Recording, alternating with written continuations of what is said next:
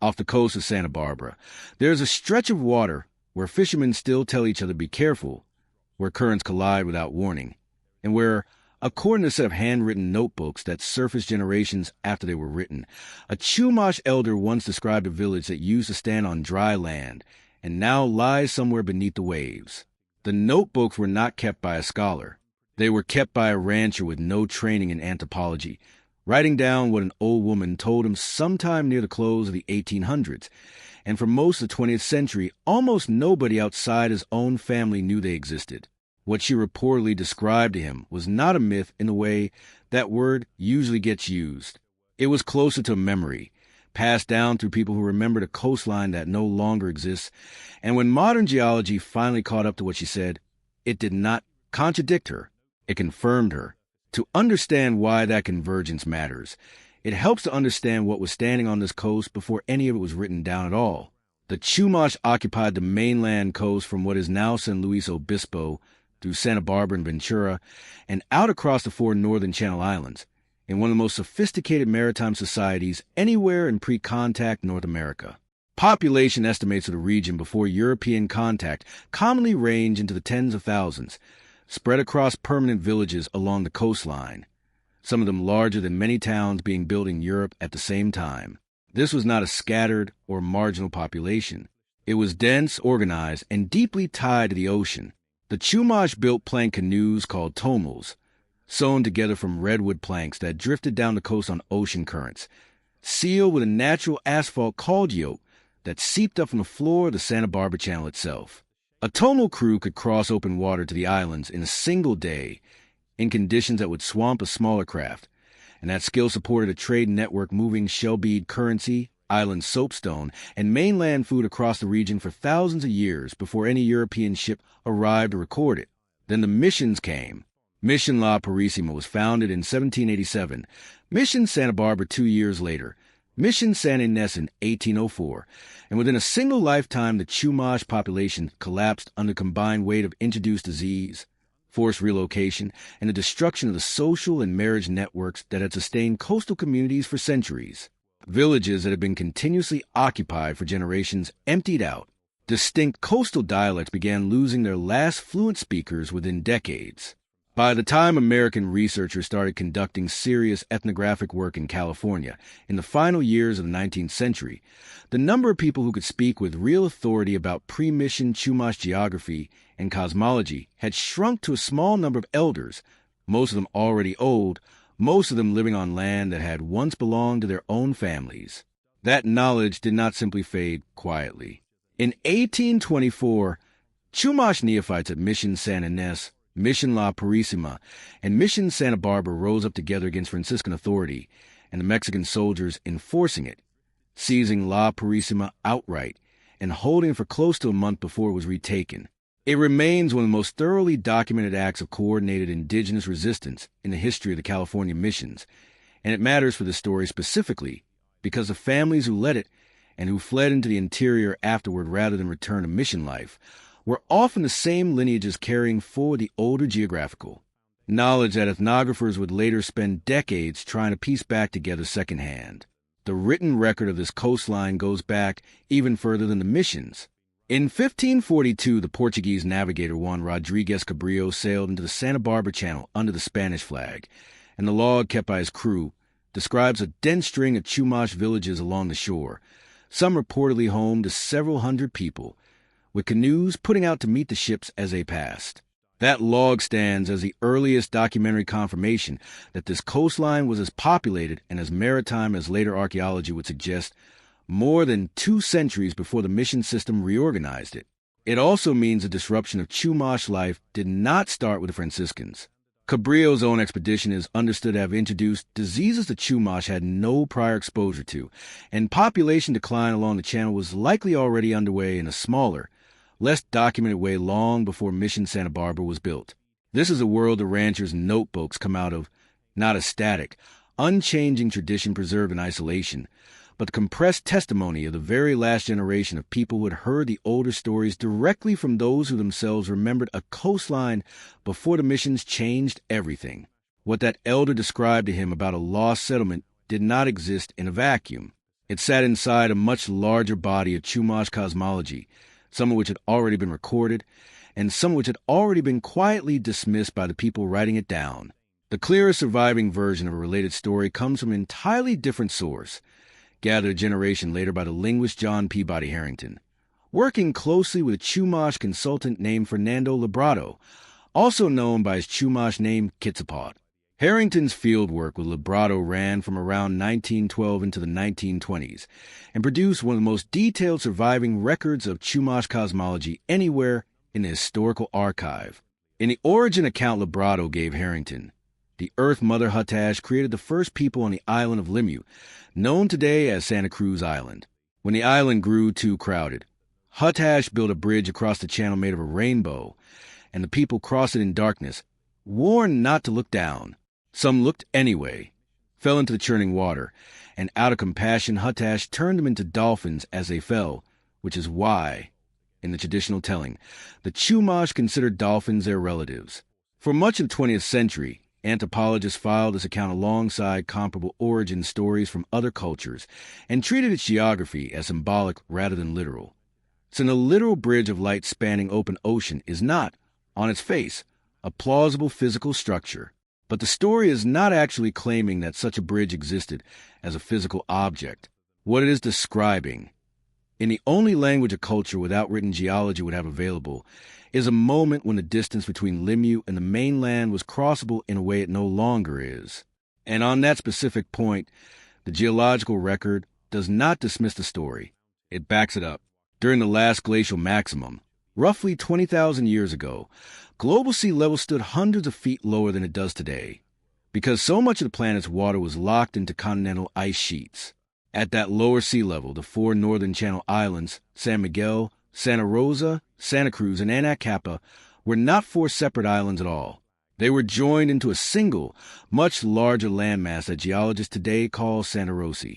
And the channel separating that landmass from the mainland, which today stretches more than 20 miles at its narrowest point, was at that time only a few miles across.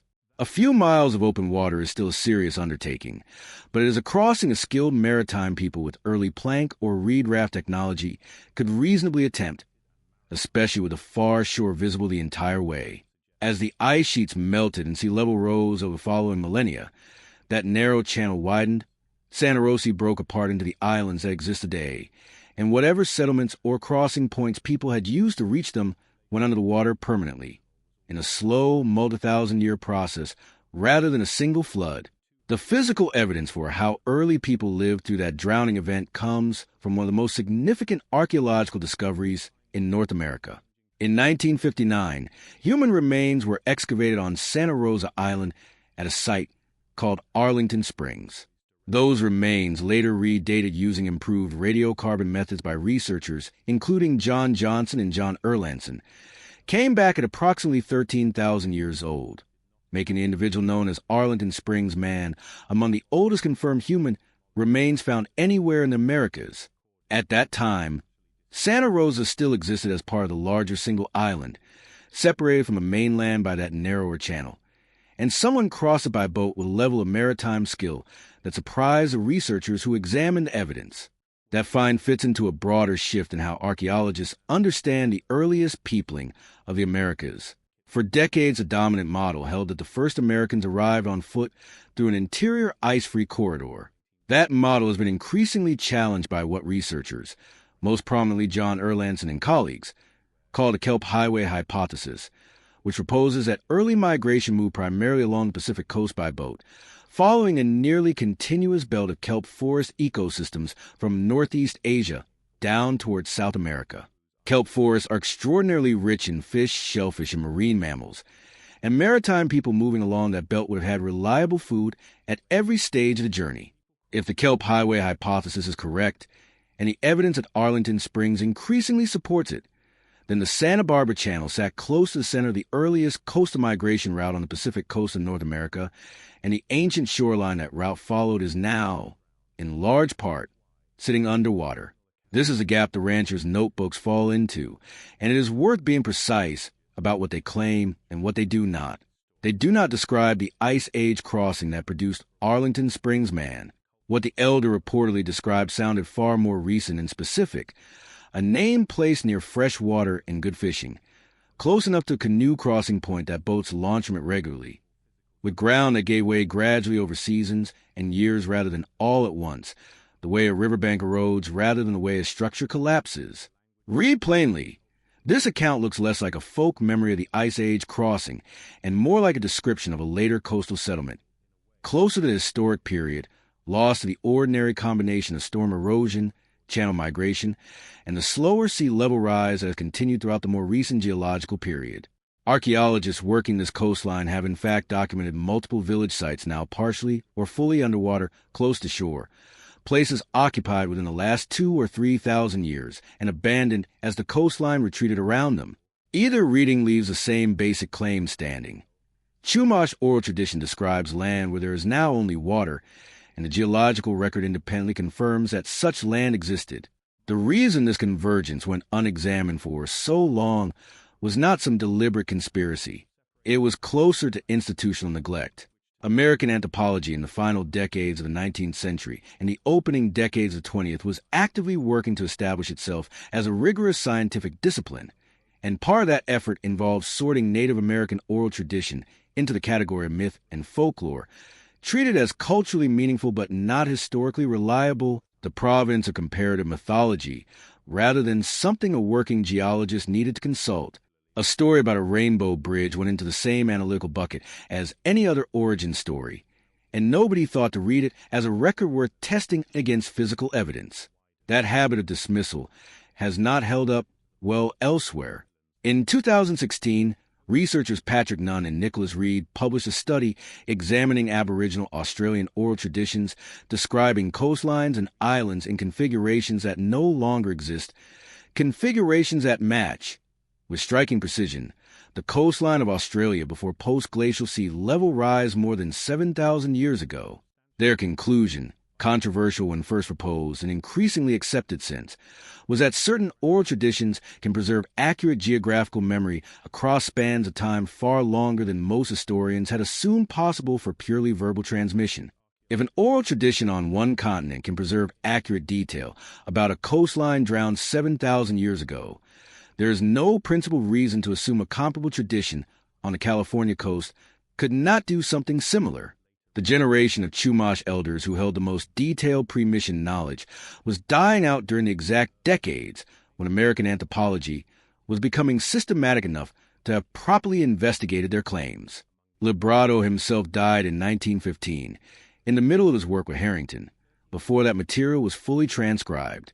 Harrington was famously reluctant to publish his own field notes, and a significant portion of his Chumash material remained largely inaccessible for decades after his death in 1961, sitting uncatalogued rather than in print where a geologist studying the Channel Islands might have encountered it.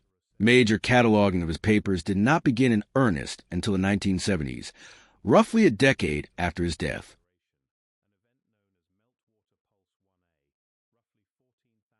The rancher's notebooks fell into an even quieter obscurity. They were kept privately within his own family rather than submitted to any institution, treated as a personal curiosity rather than testimony belonging in an archive. Portions are said to have been shown to a small regional historical society decades later, transcribed into a limited local newsletter that few copies have survived today, and no professional researcher appears to have followed up on it at the time. This account has to be treated with real caution, given that transmission history. It was written down by a man without training in either the language or the culture he was recording, and nothing in it can be checked against the elder's original words. What can be checked is the underlying physical claim, and on that point the account sits inside a growing body of evidence that keeps pointing the same direction. That direction is being confirmed today through underwater archaeology that has only become methodologically possible in the last 2 decades. Researchers working with the Channel Islands National Marine Sanctuary, including John Erlandson and Torben Rick, have used multi-beam sonar mapping to search the submerged continental shelf around the island for evidence of the drowned paleocoastal landscape, identifying ancient river channels and steppe shoreline terraces at the depth sea level models predict. No confirmed submerged village site has yet been excavated near Point Conception specifically, But the broader existence of submerged paleocoastal sites on that shelf is no longer speculative among the researchers mapping it. Point Conception itself, known to the Chumash as Humcack, remains largely private ranch land today, and the surrounding channel remains largely unmapped at the resolution that will be needed to find whatever the elder was describing over a century ago. Whether the Rainbow Bridge story in the rancher's account described the same lost place or two separate memories of two separate losses thousands of years apart, both point toward the same channel, the same unpredictable water, and the same basic fact the geological record has since confirmed on its own. The coastline the Chumash live beside today is not the coastline their ancestors were born on, and the story of what was lost was never actually missing in the way that word suggests. It was sitting in plain view the whole time, carried forward by people the scientific record spent a century treating as sources of folklore instead of sources of evidence.